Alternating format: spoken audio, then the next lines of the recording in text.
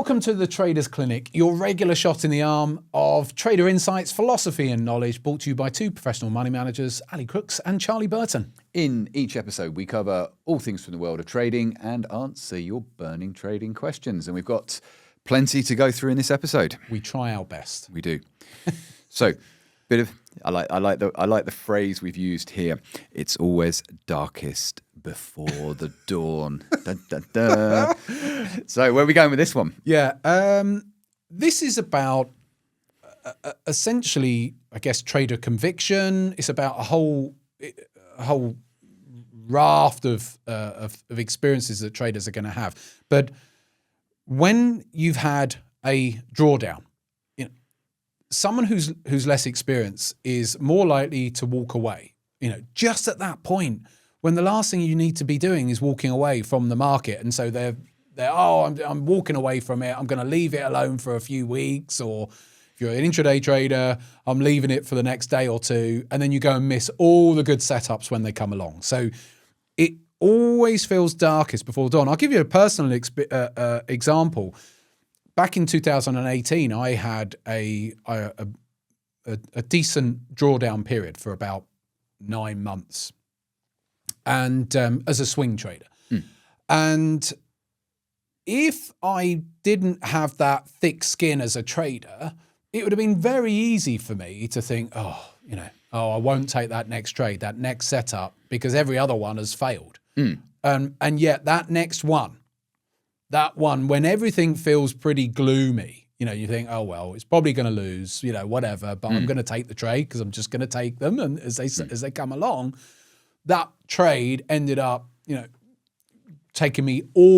single trade taking me all out of the drawdown, and then delivered good performance on my personal accounts. Actually had a really good fund. My funds had good trading period through that as well. And yet, if I had have allowed, that drawdown to affect me, and then think, oh, I'm going to take time off or whatever, then you miss out on all those opportunities. Now, as someone who's newer to trading, they may well need to take time off because they're more fragile, and that's the bottom line. If you're a newer trader, you're emotionally more fragile, but you've got to work on those emotions because you've got to be battle hardened for trading. Trading is not ever going to be easy. The market's always going to be trying to get at you and bash you down. And the market wins if you walk away from the market and say, I'm going to take a month off. Now, don't get me wrong. This is the hard thing. Newer traders may well need to take time off because of that reason.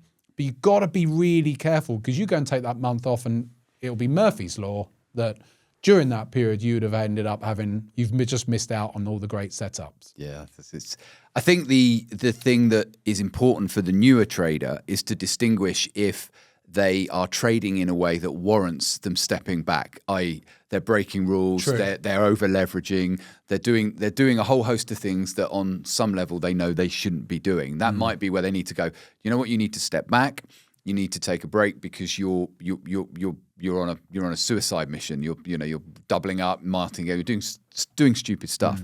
But for the majority of traders, like you've said, it's when I work with traders, I weirdly like to see them go through a period of drawdown. I almost get more nervous if they come out the gate and they have 6 or 7 winners on the trot, because it's giving them potentially a false expectation. And on top of that, the drawdown's coming at some point. It's the inevitability of it. And you go through it and you cycle through it. And one of the things I always say to people is, in that moment where you don't want to place it, and I've been there, I went through a drawdown last year. It's like it's a normal feeling to have, is disassociate yourself from it and look and say, is this a feeling that the 80% of traders out there who aren't making money would be feeling right now?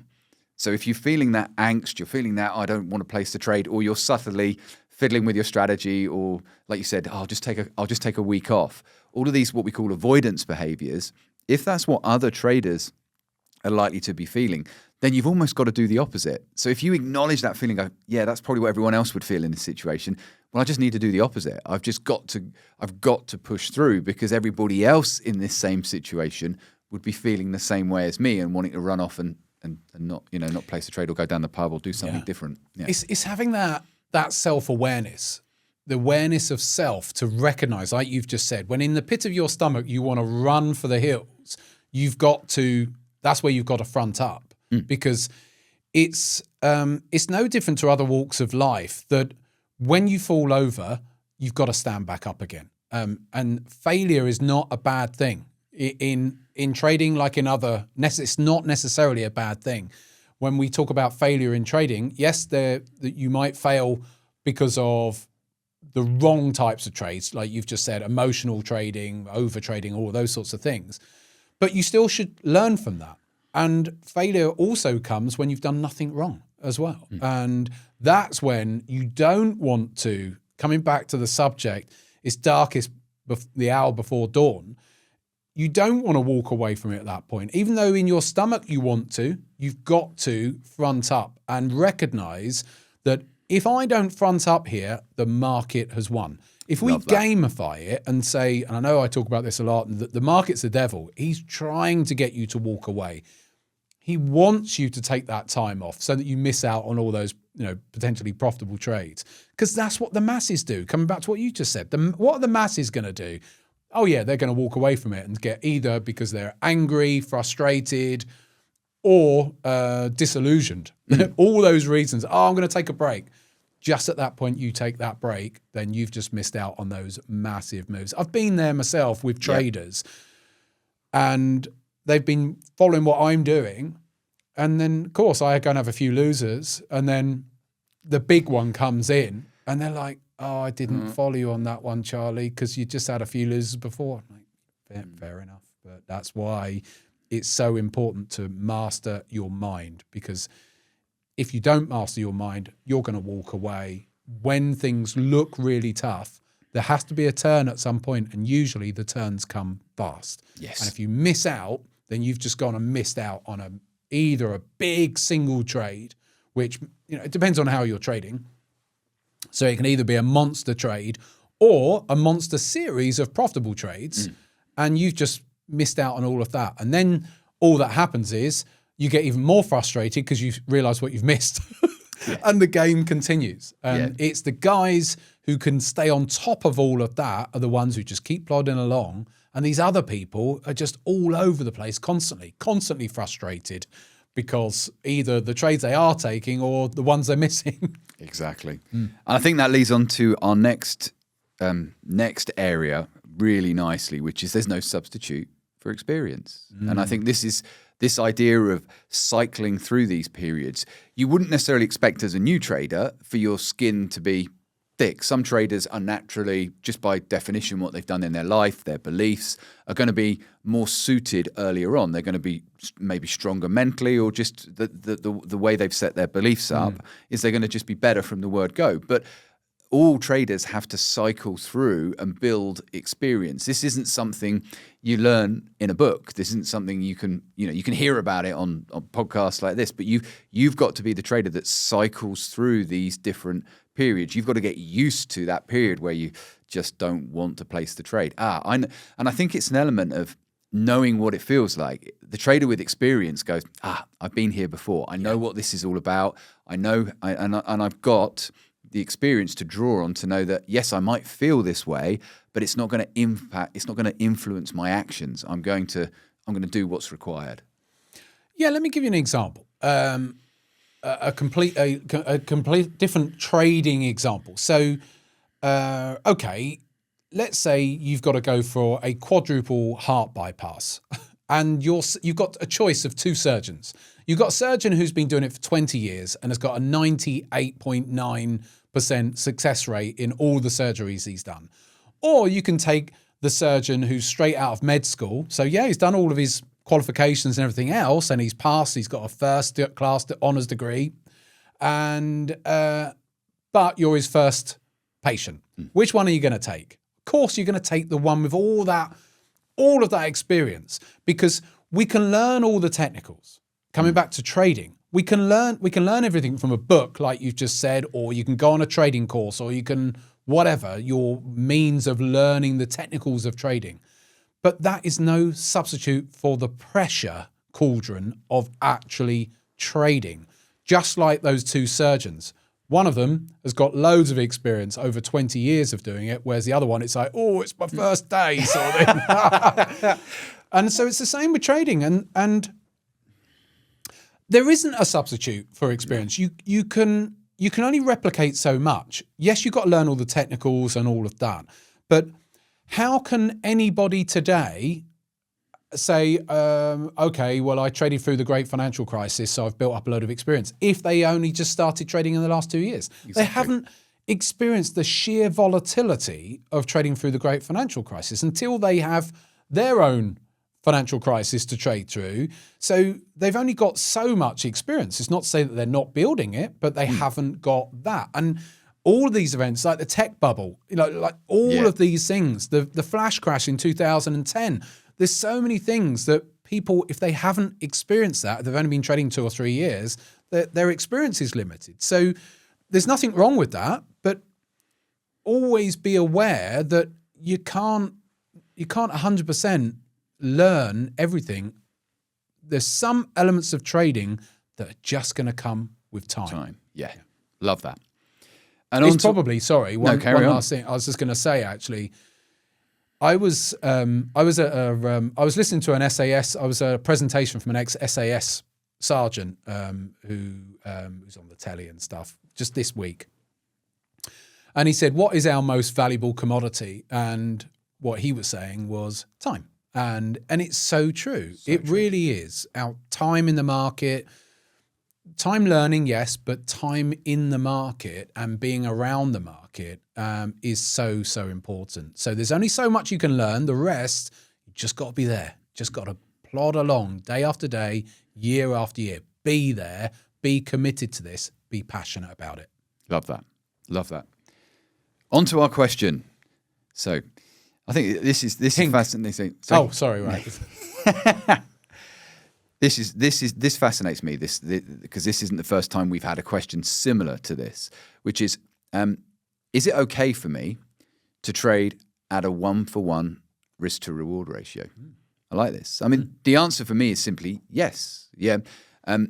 What's not necessarily okay from my point of view is we can't tell where the question's coming from, but it could be, and I've worked with traders in this scenario where they've traded at a higher risk to reward, so 2-to-1, maybe 3-to-1, gone through periods of drawdown, or they've reviewed what they've done and come back to me and said, well, if I just traded it 1-for-1, I would have made more money, or I'd have been more profitable. Well, the answer there is that could be the case, but you could be looking at a very small data set. So you could be looking at the last couple of months, and it just happens that you're looking at the last couple of months because you've been underperforming. But on the other side of it, there's nothing necessarily wrong with doing that. But what you don't want to be doing is chopping and changing. I think that's where the risk is. If you go suddenly and say, oh, right, I've not been doing very well at the moment, so I'm going to jump down to a 1-for-1 risk to reward. And then suddenly you trade at 1-for-1 and you pick up a load of trades that would have been able to have run at 3-to-1, and you would have increased the profitability. So the risk isn't trading for me at 1-for-1. The risk is if you chop and change because you're just trying to bank a load of winners. So the question to be asking yourself is, are you doing it because what you actually want is to bank a load of winners and feel good about the trade you're in? Or is it actually a solid decision based on how you trade, and you're going to continue that way? And that's the process you actually choose to do. Yeah, there are good traders out there who will trade with inverted risk-reward ratios, but they're not necessarily doing that because they just want to feel good about themselves. It's just their system, so to speak, their approach. Mm-hmm. That's how it works out, and they're very, very good at that. Like you've just picked up on, you've got to, again, ask yourself the question, are you just trying to do it to make yourself feel better? Because the narrower the profit target, the higher the win rate is more likely going to be. And there's nothing wrong with that, as long as it's not just coming, like you said, from a point of just making yourself feel better. But if the stats warrant that, then absolutely, not just the stats from the last month though, like you've just said. Yeah. But certainly there are trading approaches where on a 1-to-1 with a 60% plus success rate can be highly profitable. So we don't all have to be looking at 1-to-5s, 1-to-10 risk reward ratios or whatever. If you just want to mechanically trade, then there are plenty of systems out there that will be pretty profitable with a Absolutely. 1-to-1 and a decent win rate, then yeah, absolutely. But make sure you understand the reasons why you want that. Is it just because of your own, frailties as a trader that you just want to be right as much as possible? So, or what it should be is that should be the most profitable approach. Yes.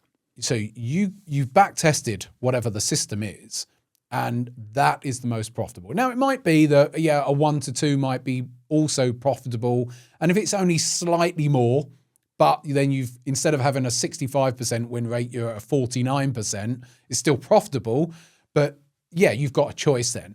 But it should materially be profitable over and above the other options. Because if the other option at 1-to-2 is producing double the return, then you need to have a word with yourself. Yes. Yeah, then you need to be looking at it from that way. And I think there's also the side that it can also depend on where you are in your trading journey or career.